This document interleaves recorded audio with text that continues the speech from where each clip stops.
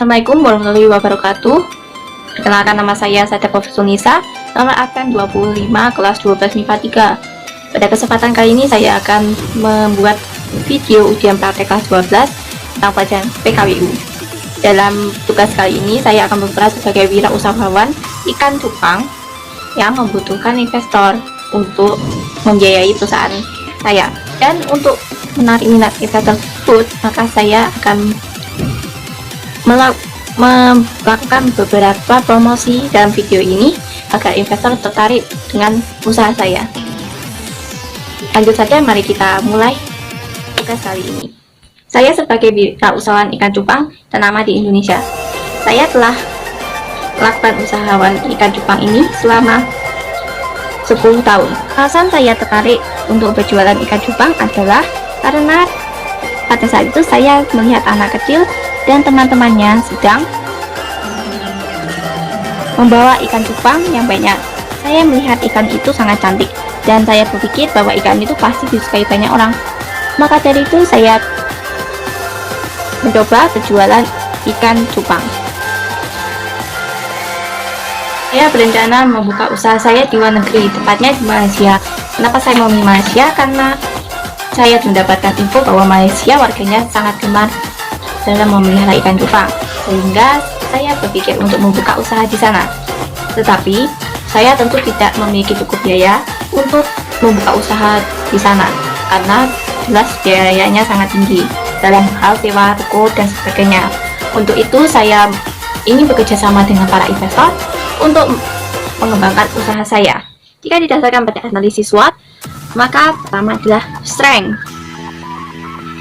Aset fisik saya adalah memiliki pegawai yang pintar dalam teknologi dan memiliki SDM yang berkualitas dan juga mumpuni, dan dapat membantu saya dalam mengembangkan usaha saya baik bidang teknologi maupun bidang manapun.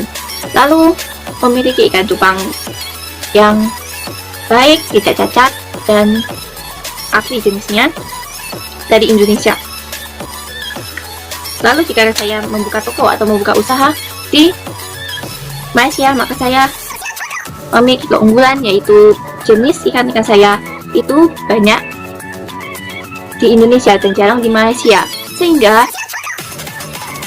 menarik banyak warga Malaysia untuk datang membeli ikan saya, seperti beta katoti dan beta carnitis.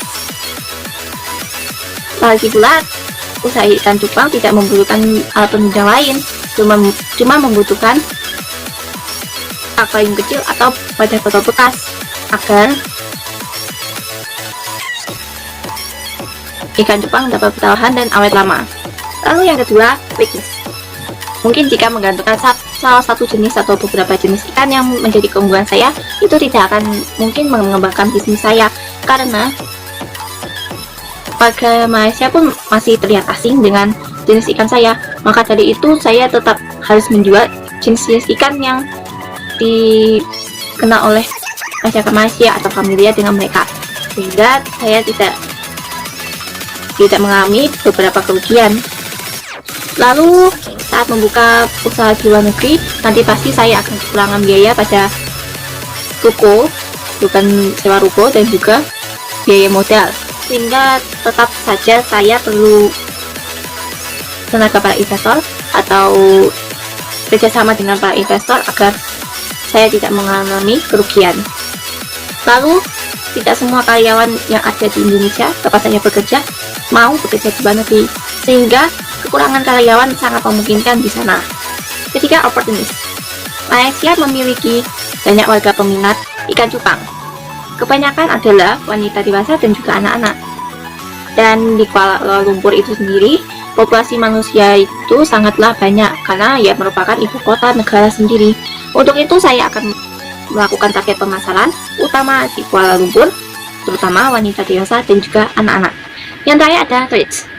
Mungkin ada beberapa toko yang sudah memiliki pelanggan setia, sehingga kita perlu mengadakan event-event tertentu, yaitu seperti diskon akhir tahun dan sebagainya. Itu untuk menarik pelanggan atau menarik pembeli, sehingga kita memiliki pelanggan tetap agar tidak mengalami kerugian.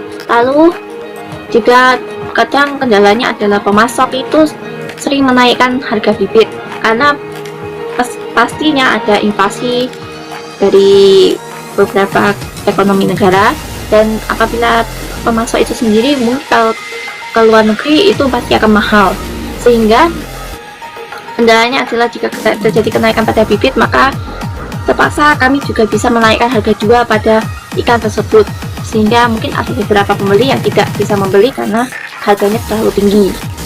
Lalu tidak semua pelanggan itu akan tetap bertahan membeli produk-produk kami, membeli ikan-ikan cupang kami, sehingga kita perlu cara sendiri agar dapat menaik pelanggan atau dapat membuat hal baru agar tidak membuat bosan para pelanggan, seperti pemberian bonus terhadap pelanggan tetap dan sebagainya. Untuk penjelasan rencana pelaksanaan dari usaha saya ini, saya pertama-tama akan membuka ruko kecil di Kuala Lumpur. Bersama satu atau dua pegawai saya akan melaksanakan kegiatan jual beli di sana. Dan selain membuka ruko di sana, saya juga akan membuka toko di online shop agar membantu bisnis saya, karena di online shop pasti banyak sekali penggunanya. Saya akan membuat akun di Shopee, karena Shopee sudah banyak terkenal di hampir seluruh dunia dan sudah digunakan oleh hampir seluruh dunia, sehingga dapat melancarkan usaha saya di online shop dan juga dapat memberikan laba yang lumayan banyak.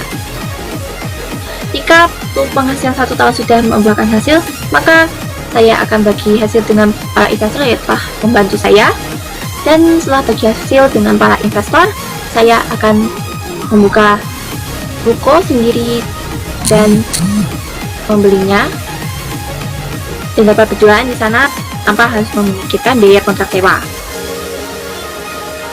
Setelah sudah berjalan beberapa tahun dan mungkin sudah maju, maka saya akan membuka lowongan pekerjaan untuk menambah karyawan saya agar pekerjaan semakin ringan. Dan nanti jika di Malaysia sudah maju, maka saya akan kembali mengurus di Indonesia, dan yang ada di Malaysia nanti diurus oleh adik atau kakak saya. Dan jika tidak ada, maka karyawan kepercayaan saya akan berikan saya kepercayaan untuk mengurus cabang di Malaysia tersebut. Untuk analisis laba rugi seperti ini, jika dilihat dari analisis hasil laba rugi baik di Indonesia maupun rencana di Malaysia nanti, tetap saja biaya dari seluruh usaha nanti tetap akan mengalami kenaikan, sehingga dalam hal ini saya tetap membutuhkan kerjasama dari para investor untuk